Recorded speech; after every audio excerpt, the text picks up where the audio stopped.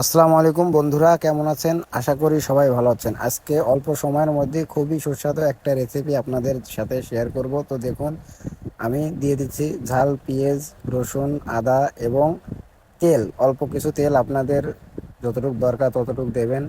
তেলটা অবশ্যই বেশি খাওয়াটা ভালো না, এই জন্য আর কি আপনাদের বললাম। আপনারা আপনাদের স্বাদ অনুযায়ী দেবেন এবং ঝালটা দেবেন যতটা আপনাদের দরকার ততটা।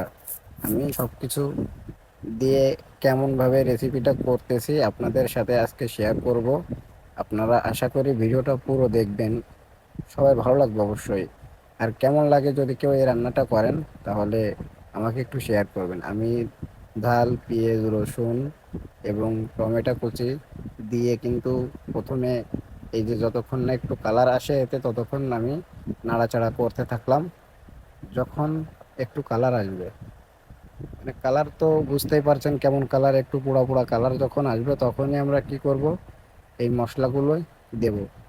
আমি কি কি মশলা ব্যবহার করেছি আপনাদের সবই দেখাবো। এতে অনেক, মানে নিজের ঘরেরই সব কিছু, কিন্তু একটু বাইরেরও কিছু আছে অবশ্য। আমার কাছে যেটুকু ছিল সেটুকু দিয়ে আমি চেষ্টা করেছি ভালো একটা রেসিপি তৈরি করে আপনাদের কাছে শেয়ার করার। এখন দেখুন যে কত সুন্দর একটা কালার কিন্তু হয়েছে, সেটাই আপনাদের দেখাচ্ছিলাম। এত করে দেখতেই পারছেন আমার পেঁয়াজটা কিন্তু প্রায় হয়ে আছে আদা সিদ্ধে। আর কিছুক্ষণ পেঁয়াজটা হওয়ার পরেই আমি কি করব, এতে মশলাটা দেব। আগেই মশলা, তেল, মানে যে লবণগুলো আছে, লবণ, গোড়া মশলা যেগুলো আছে সেগুলো দেওয়া যাবে না। আগের থেকে যদি দেন তাহলে কি হবে, কড়াইতে যে লাগে লেগে যায়, যে ভাবটা বোঝা যায়, সেই ভাবটা কিন্তু ওই একই কারণে। আগের থেকে যদি আপনারা মশলাটা দিয়ে দেন, অনেকে আছেন এই ভুলটা করেন, আগের থেকে মশলা দিলে এই জিনিসটা হয়। এই জিনিসটা আমরা করব না।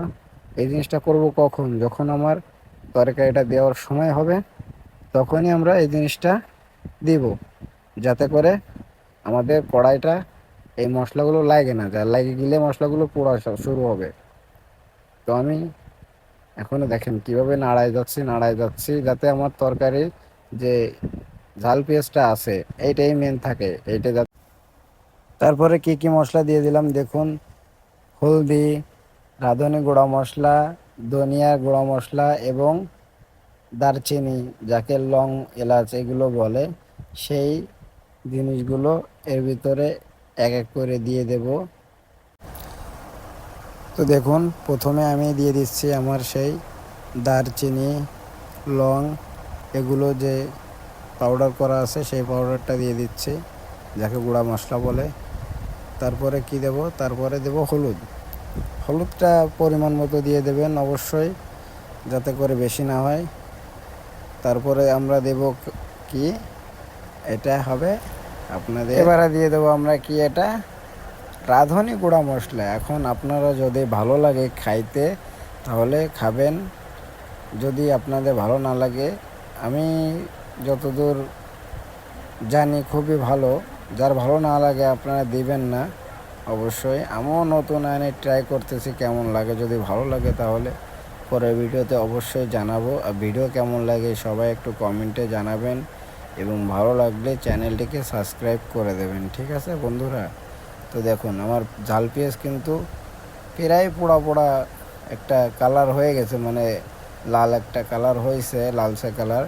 আমি আলুটা দিয়ে দিচ্ছি। আলুটা আমি একটু ছোট ছোট কেটে নিয়েছি, আপনারা ইচ্ছে করলে বড়ও কাটতে পারেন, সমস্যা নেই। আমি যেহেতু আগে বড় কাটে রেসিপিটা খুব ভালো লেগেছে, এই জন্যই ভাবলাম যে আজকে একটু ছোট করে দেখি কেমন লাগে। আপনারা আপনাদের ইচ্ছা মতো কাটিংটা করবেন। তারপরে আমার বাকি যে টমেটোগুলো আছে সেই টমেটোগুলো আমি একটু বড় বড় করে কাটিং করেছি। তো তখনই আমার এই আলুটা একটু ফ্রাই হয়ে গেল, তখনই দেখেন আমি কত সুন্দর করে কাটিং করেছি। এই টমেটোটা দিয়ে দেব।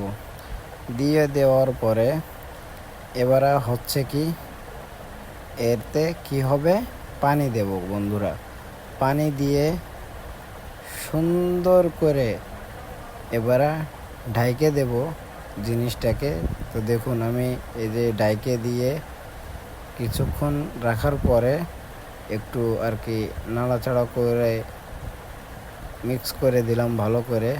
পানিটাও দিবেন আপনাদের যতটুকু। আমি আলু যেহেতু ছোট করে দিচ্ছি এই জন্যে আমার বেশি একটা করে পানি দেওয়া লাগেনি। আপনারাও পানিটাও পরিমাণ মতো দিবেন অবশ্যই।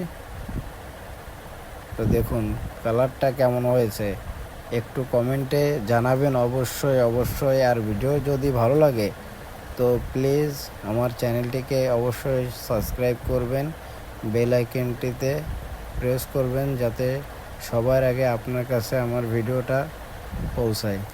তো আমি এইভাবে আলুগুলো চেক করতেছিলাম গলিছে কি না। তো এখন একটু কাঁচা আছে এই জন্য।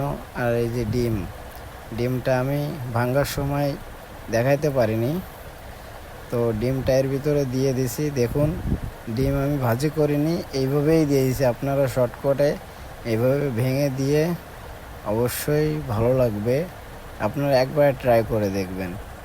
তো কালারটা কেমন হয়েছে তরকারি সেটা একটু কমেন্টে জানাবেন। আর খাইতে তো খুবই, কালারটা এত সুন্দর হয়েছে, তাহলে খাইতে কেমন হবে তা অবশ্যই আপনারা বুঝতেই পারছেন। তো আশা করি আমার এই ভিডিওটা সবারই ভালো লেগেছে। চ্যানেলটা অবশ্যই সাবস্ক্রাইব করবেন এবং আমার কমেন্টে একটা কমেন্ট করে জানাবেন রেসিপিটা কেমন হয়েছে এবং আর কিসের কোন রান্নার রেসিপি আপনারা দেখতে চান কমেন্টে জানাবেন। আসসালামু আলাইকুম, ভালো থাকবেন সবাই, সুস্থ থাকবেন, নিজের প্রতি খেয়াল রাখবেন। ধন্যবাদ।